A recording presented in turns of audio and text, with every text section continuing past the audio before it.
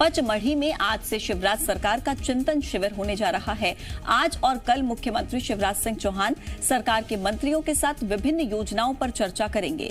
इस दौरान मंत्रियों की समितियां विभिन्न विषयों पर प्रेजेंटेशन देंगी, विकास के रोड मैप पर चर्चा होगी और बैठक में सरकार का फ्लैगशिप अभियान योजनाओं पर भी रहेगा। पहले दिन मंत्री समूह प्रेजेंटेशन देंगे। इस दौरान सीएम तीर्थ दर्शन योजना को प्रभावी रूप से लागू करेंगे और कन्या विवाह योजना, लाडली लक्ष्मी योजना समेत 14 मुद्दों पर प्रेजेंटेशन दी जाएगी। जबकि दूसरे दिन विभागीय कार्यों, नए आइडियाज और आगामी रणनीति पर भी मंथन किया जाएगा। इसी के साथ मंत्रियों के प्रभार वाले जिलों से जुड़े मुद्दों पर भी चर्चा होगी। तो पचमढ़ी में चिंतन शिविर का आयोजन आज और कल ये चिंतन शिविर होगा। आपको बता दें, विकास के रोड मैप पर चर्चा की जाएगी। जन कल्याणकारी योजनाएं जो लगातार जारी है उनकी हम समीक्षा करेंगे। उन योजनाओं में कहीं सुधार की आवश्यकता होगी तो उसको भी तय करेंगे। कहीं अगर हमको गैप्स समझ में आते हैं तो उनको कैसे भरें, इसका हम प्रयास करेंगे। कुछ नई योजनाओं की आवश्यकता होगी तो उस पर भी हम चिंतन और विचार करेंगे। कुछ समस्याएं प्रदेश के सामने हैं, उनके समाधान के लिए रास्ता निकालेंगे। एकाग्रचित्त होके एक लक्ष्य को प्राप्त करने के लिए एक दिशा में एक मन से एक संकल्प के साथ हम विचार विमर्श करेंगे और फिर और तेजी से प्रदेश को कैसे हम विकास के रास्ते पर ले जाएं, समाज के हर वर्ग का कल्याण कैसे करें, उसकी रूपरेखा बनाएंगे। अमृत ही निकलेगा। पूरी टीम एक दिशा में जन कल्याण के लिए सोचेगी, विचार करेगी। जब विचार करते हैं और सकारात्मक दृष्टि लेके लोक कल्याण के लिए विचार करते हैं तो अमृत निकलता ही है। ज्यादा जानकारी के साथ जी मीडिया संवाददाता प्रमोद शर्मा पचमढ़ी से लाइव हमारे साथ मौजूद हैं। प्रमोद, मुख्यमंत्री शिवराज सिंह चौहान तो कह रहे हैं कि पचमढ़ी में चिंतन मंथन से अमृत निकलेगा। आपके साथ मंत्री तुलसी सिलावट भी मौजूद हैं, उनसे भी जरा बात कीजिए। बताइए कि किस तरीके से चिंतन मंथन चल रहा है। सरकार के दो बड़े चेहरे, मंथन जो 2 दिवसीय होना है, देखिए वो आज से शुरू हो जाएगा। उससे ठीक पहले मॉर्निंग वॉक करते नजर आ रहे हैं और मैं उनके साथ मौजूद हूं। मेरे दोनों तरफ सरकार के कद्दावर मंत्री और बीच में मैं हूं, उनसे जानकारी भी लूंगा। और बेहद महत्वपूर्ण रोजगार जनरेट करने वाले विभाग एमएसएमई मंत्री ओम प्रकाश सकलेचा साहब मेरे साथ मौजूद है। सर, चिंतन से पहले मॉर्निंग वॉक, देखिए रात को 2 बजे आए, लेकिन अपना रूटीन सुबह दिमाग को फ्रेश रखने के लिए, शरीर को स्वस्थ रखने के लिए वॉक अनिवार्य है, तो वॉक कर रहे हैं। स्वस्थ शरीर में ईश्वर का वास करता है और प्रदेश के विकास के लिए उससे ठीक पहले मॉर्निंग वॉक कितना जरूरी? बहुत जरूरी है, क्योंकि आपका जितना भी चिंतन मनन थॉट प्रोसेस मॉर्निंग वॉक के समय काफी अच्छा होता है। क्या मंशा क्या है सर? आज का पहला दिन है। पहले दिन का हमारा सबसे पहला विषय है, एक सब्जेक्ट दिया था, गोवंश सड़क पे जो घूमता है और उसके कारण कई दुर्घटनाएं भी होती है और गोवंश को हानि भी होती है, उसकी कैसे व्यवस्था की जाए। केवल ये छोटी छोटी कुछ राजनीतिक बेनिफिट के लिए कुछ जगह छोटी गौशालाएं बनाकर 50-100 गाय के रखने की जगह ऐसी बनाकर जहां कोई व्यवस्था ना हो पाती हो, उसका हल क्या है प्रदेश स्तरीय। क्योंकि अगर आपने कभी देखा हो, आपको भैंस घूमते हुए नहीं दिखेगी सड़क पे, आपको हमेशा गायों के साथ ही प्रॉब्लम होती है। तो वो क्यों? तो उसके बारे में जो एक सब कमेटी बनी, उस कमेटी की भी अब आज प्रेजेंटेशन हम करेंगे। पूरा रोड मैप तैयार कर लिया है पिछली बैठकों में। आपने एक महत्वपूर्ण बात कही सर कि पिछली जो सरकार थी उन्होंने राजनीतिक लाभ के लिए जो व्यवस्था गौशालाएं जैसी बननी चाहिए वैसी नहीं बनी। देखिए, मेरी विधानसभा में मैंने चाहे सरकार किसकी भी हो, क्योंकि मैं वहाँ विधायक के हैसियत से था, तो मैंने 3 से 4 पंचायतों को मिलाकर 100 गाय की गौशाला की बजाय कम से कम 1000 गाय रखने जैसी 4 पंचायत 5 पंचायत के बीच में एक गौशाला ही बनने दी। 1000 गाय की गौशाला बनाने के पीछे का भाव ये था कि वहाँ पे एक मैनेजर रखे और गोबर गोमूत्र इसके माध्यम से हम उसका कुछ इकोनॉमिकल उसको वाइबल करें, क्योंकि ये कड़वा सच है कि जीवन कोई भी व्यापार करे उसे कुछ ना कुछ अपने जीवन के लिए चाहिए होता है। ये जो चिंतन बैठक है कितनी महत्वपूर्ण है मध्य प्रदेश की जनता के लिहाज से, प्रदेश के विकास के लिहाज से? देखिए 2 विषय अलग हो गए। एक तो कमेटी की बात जिसको अपन ने चर्चा किया कि कैसे 1000 गाय की गौशाला इकोनॉमिकल रूप से वाइबल हो जाए, उसकी चर्चा हो गई। दूसरा हमारा MSME डिपार्टमेंट का मूल काम है ज्यादा से ज्यादा रोजगार, क्योंकि आज पूरे देश का सबसे बड़ा विषय रोजगार के अवसर उपलब्ध कराना।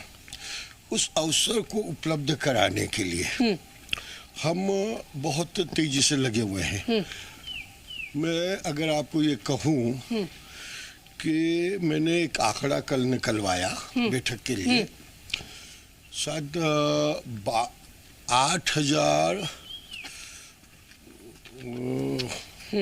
कुछ उद्योग, 5 लाख से बड़े उद्योग, 8000 या कुछ एग्जैक्ट डाटा नहीं, 8000 या 12000 जो भी है उतने लगे।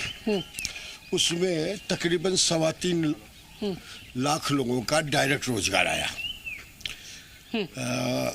50 साल में, और पिछले 1 साल और अगले 1 साल को मिला लें तो हम उतने ही उद्योग लगाकर 3.5 लाख लोगों के नए रोजगार के अवसर उपलब्ध कराएंगे। 50 साल वर्सेस 2 साल, ये MSME का टारगेट है। ये हमारी सरकार की सोच है, और ये सोच केवल एक ही चीज में नहीं, कई विषयों में है। क्रांतिकारी बदलाव आएगा सर? बदलाव आएगा। 48 जिलों में एक साथ उद्योग अलग अलग लगना, वहाँ रोजगार के अवसर देना, शहरों की तरफ पलायन को रोकना, सब व्यवस्थाओं को अपने आप सुधारने का एक मूलभूत प्रयास है। क्योंकि जब तक आप रूरल से अर्बन की तरफ जाने को नहीं रोकेंगे तब तक व्यवस्थाएं कैसे सुधरेगी? गांव में इंडस्ट्री लगेंगी इसके लिए? गांव में इंडस्ट्री लगेगी, क्योंकि अब गांव नहीं रहे। शिवराज जी की सरकार ने एक बहुत बड़ा महत्वपूर्ण कदम उठाया। हर गांव को मूलभूत किन चीज के तरफ कारण शहर की तरफ भागता था, शिक्षा, स्वास्थ्य, सड़क, बिजली, पानी, ये सब व्यवस्थाएं आज हर गांव में है। आज हर गांव में 24 घंटे बिजली है। आज हर गांव में शुद्ध पीने का पानी का कमिटमेंट हो गया, आवास हो गया, सड़क से जुड़ गया। तो उसे शुद्ध हवा तो केवल गांव में मिल रही है। उसके जीवन का मूल है शुद्ध ऑक्सीजन, और कोरोना ने तो सिद्ध करा। और शुद्ध वायु आप भी ले रहे हैं। सरकार के MSM मंत्री ओम प्रकाश सकलेचा ने बेहद महत्वपूर्ण बात कही है कि जो पिछली सरकार ने गौशालाएं बनाई वो राजनीतिक लाभ के लिए बनाई, गौशालाएं बनी नहीं। सरकार के एक और महत्वपूर्ण मंत्री जल संसाधन मंत्री और कन्या विवाह जो सब कमेटी थी मंत्री समूह की, उसका महत्वपूर्ण हिस्सा थे। सर क्या तैयारी हुई है? कन्या विवाह एक बड़ा फ्लैगशिप प्रोजेक्ट है सरकार का। हमारे मध्य प्रदेश के ओजस्वी मुख्यमंत्री श्री राज्य का एक संकल्प है, बेटियों का सम्मान, बेटियों का सम्मान के साथ सामूहिक विवाह हो। इस समूह में कमल पटेल जी, दोनों पटेल, तीनों लोगों ने मिल बैठ कर विचार किया, चिंतन किया, मनन किया, किस प्रकार से इस योजना का सरलीकरण किया जाए उन बेटियों को जिनके लिए योजना बनी है। और ये योजना की बुनियाद भी भारतीय जनता पार्टी के मुख्यमंत्री शिवराज जी ने रखी थी। उस योजना को और बेहतर और अच्छे तरीके से हम कैसे बना सकते हैं, इस पे विचार भी हुआ, चिंतन भी हुआ और मनन भी हुआ। और इसको एक संकल्प के रूप में एक चुनौती के रूप में इस मुख्यमंत्री कन्या विवाह को हमने लिया है। वो सारी सुविधाएं हम देने का प्रयास करेंगे। जो पिछली सरकार ने जो कागज में घोषणा की थी 51,000 की, अब हमको उसको कार में पढ़ने दिया। भारतीय जनता पार्टी की सरकार जो बोलती है वो करती है। और कांग्रेस तो दावा करती है कि हमने जो वादा किया था वो पूरा भी किया। आप तो बहुत क्लोज जानते हैं सर। आप जानते हैं वो वादा पूरा करती ही तो आज सरकार गिरती क्यों?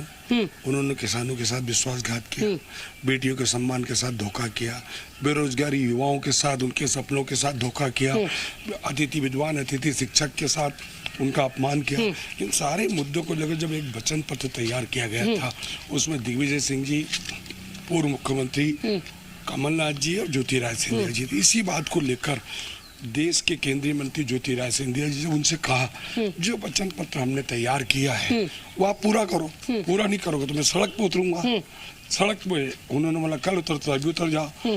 तो ज्योतिरादित्य सिंधिया वो शख्स है जिन्होंने किसानों के लिए, युवाओं के लिए, बेटी के लिए, अतिथि विद्वान अतिथि शिक्षा के लिए उस जो झूठ बोलती तो सरकार को जमीन फैला दिया। 51,000 रुपए नहीं दिए कन्या विवाह नहीं हुए कमलनाथ सरकार में? कहाँ हुए? इसीलिए तो आज उसको और मजबूती से और बेहतर तरीके से और जिम्मेदारी आपके हाथ में, जिम्मेदारी आपके हाथ में। एक समूह बना है मंत्री का, वो जिम्मेदारी का निर्वाह हम करेंगे।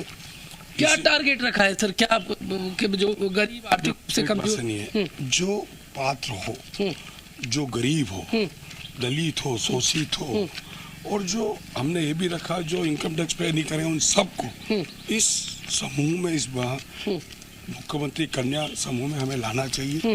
वो हम कोशिश करेंगे। पर ये कांग्रेस आपकी चिंतन बैठक पर तंज कस रही है कि ये आप जानते हैं कि कांग्रेस के पास बचा कहाँ है। कांग्रेस एक समूह में बट गई, एक कमलनाथ जी का समूह, दिग्विजय सिंह का समूह और एक अरुण यादव का समूह, चौधरी जी का समूह, एक राहुल भैया का। हमारी जो भारतीय जनता पार्टी है एक चिंतन भी कर रही है, मनन भी कर रही है, कोशिश भी कर रही है और प्रयास भी कर रही है कि मध्य प्रदेश 2023 का विकसित मध्य प्रदेश, स्थायी मध्य प्रदेश और राज की छतरी पर मोदी जी के नेतृत्व में एक प्रगति वाला, उन्नति वाला और भविष्य आत्मनिर्भर मध्य प्रदेश बनेगा। इसलिए आज यहाँ पर चिंतन शिविर पूरे मंत्रिमंडल के साथ सब लोग आए हैं। और जब कोई भी चीज में संवाद हो, चिंतन हो, तो उससे निकल बीजेपी में संवाद है, चिंतन है, अनुशासन है, कुछ कार्य करने की एक क्षमता है। और उसी उद्देश्य को लेकर मुख्यमंत्री के नेतृत्व में आज पचमढ़ी में चिंतन बैठक हो रही है। कांग्रेस में संवाद नहीं है। संवाद होता तो सरकार क्यों गिरती बाबा? यही तो उसमें, और वहाँ व्यक्ति महत्वपूर्ण है, यहाँ हमारा संगठन महत्वपूर्ण है। ये बड़ा बेसिक, बहुत बड़ा ठीक है। जल संसाधन विभाग ये माना जाए कि ये जो चिंतन मंथन पचमढ़ी में चल रहा है, ये चिंतन मंथन से अमृत निकलेगा, ऐसा कहना है मुख्यमंत्री शिवराज सिंह चौहान का, और ऐसा होता दिखाई दे ये सभी उम्मीद कर रहे हैं। प्रमोद, आपका बहुत शुक्रिया और दोनों मंत्रियों का भी बहुत शुक्रिया जी मध्य प्रदेश छत्तीसगढ़ से जुड़ने के लिए। रुक करते हैं फिलहाल अगली खबरों में बने रहने के लिए आप हमारे फेसबुक, ट्विटर और इंस्टाग्राम पेज को फॉलो कर सकते हैं। लेटेस्ट अपडेट के लिए आप हमारे यूट्यूब पेज को सब्सक्राइब भी कर सकते हैं और हाँ, बेल आइकन पर क्लिक करना ना भूलें।